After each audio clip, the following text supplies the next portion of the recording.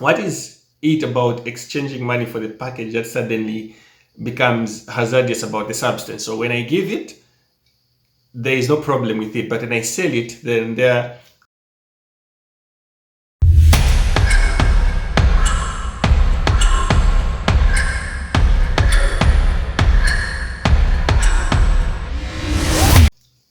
Hello, Samson here. So I came across this joke saying I want to make money. However, the things that I want to do are either going to take me to hell or they're going to take me to jail. So they are illegal or they're either a sin. Well, today's book review focuses around everything I want to do is illegal. This is by Joe Salatin.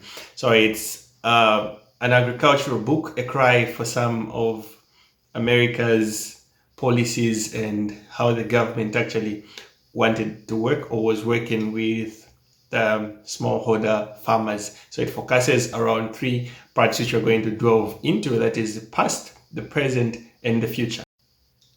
Going right straight into the first section of the book, there are three major points here that I came to actually find from here. And the first one being that on farm processing is illegal and that it's absurd, which is somewhat of a strange phenomenon actually to consider, because when Joe Salatin actually was dealing with his production of meat and cows, the law there was that he was not allowed at all to process his livestock from the farm. Instead, it was supposed to be processed miles away from the site of production, which is an absurd idea to actually have. And he was scrutinized by the law enforcers actually for wanting to process at his facility.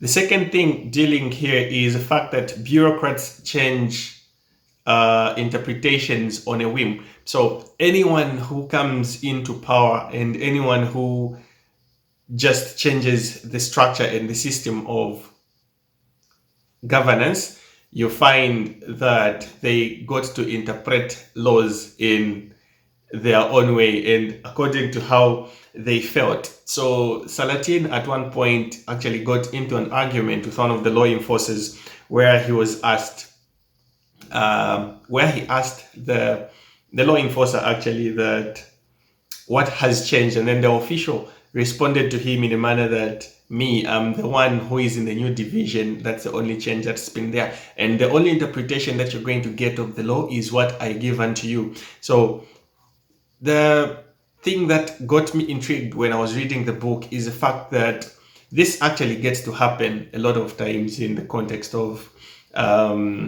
our African nations, Zambia especially.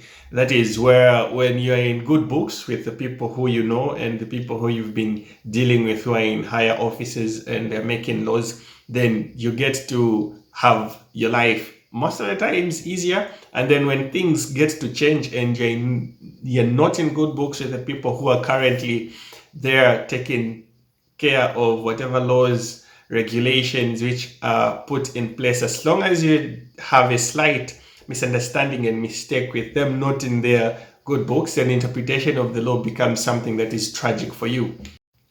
The third lesson here is the fact that innovation requires small prototypes and not $1 million facility. So where he's dealing with the fact that he wanted to produce bacon and cheese, and then for him to be able to do that, the regulatory bodies required for him to build actually $100,000 kitchen where he was supposed to do up all the processes of that, which I find relatable.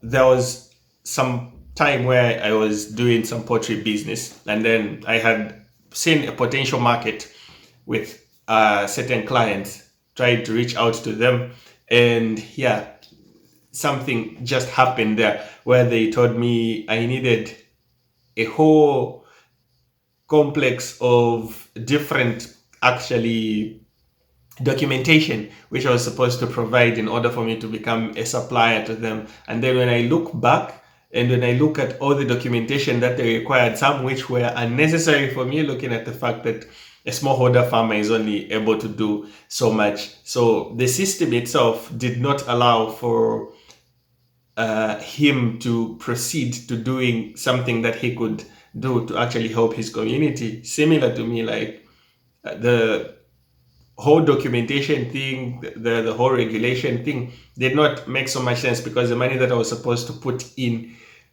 getting all of the regulations met did not actually link up to the profits that I would even make out of selling others. So the question there, therefore, that comes out is, how do I know if a cheese that people will want is actually from me if I do not take out a prototype to be tested in the market?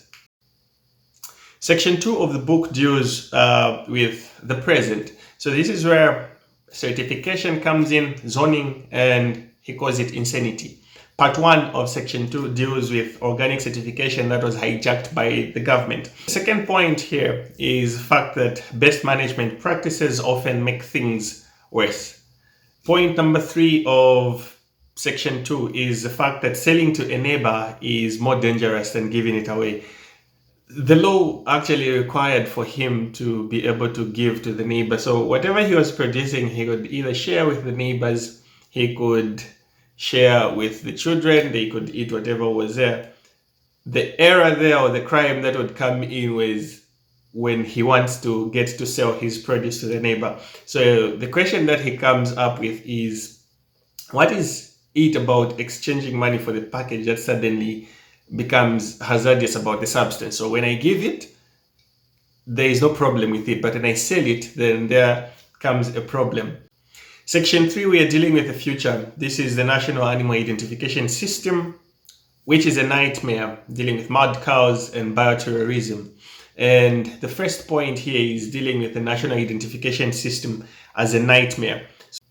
The second and last point of Section 3 is bioterrorism is used as pretext to destroy local food. So every report on the food system vulnerabilities lists like 3 major things here, which is centralized production, centralized processing, and long distance transportation. So a solution to all of these 3 is simply having a local market. However, the vulnerable parts of the system are the most vulnerable to the government policy, in that the biggest bioterrorist threats of the food system actually come from pinstrip suits sitting at very big oval tables discussing on a beltway.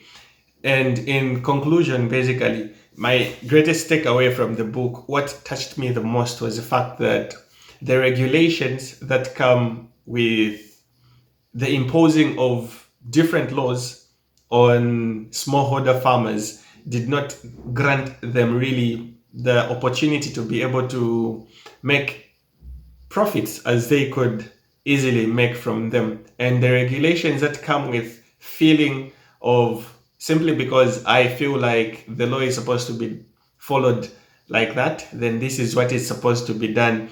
It actually leaves us in some sort of limbo, because you do not really get to make profits from, could be whatever produce you're producing, and you get to live in fear because you think, if I get to produce this, I will need such and such documentation in order for me to take to the market. However, I think Africa is headed a very good direction, in Zambia as a country. We are probably heading a very good direction where smallholder farmers get to be supported. Smallholder farmers are getting to be given provision for the market and the like, which is a good direction. However, let's watch out for the future. Bioterrorism is something that is a risk that is going to come in the future. In the name of it's digital monitoring, it is everything that we might sugarcoat it with, the use of chemicals, the use of different things that are killing us. We should be able to watch against such. So this is Everything I Want to Do is Illegal by Salatin. Till we meet in the next segment, I am checking out.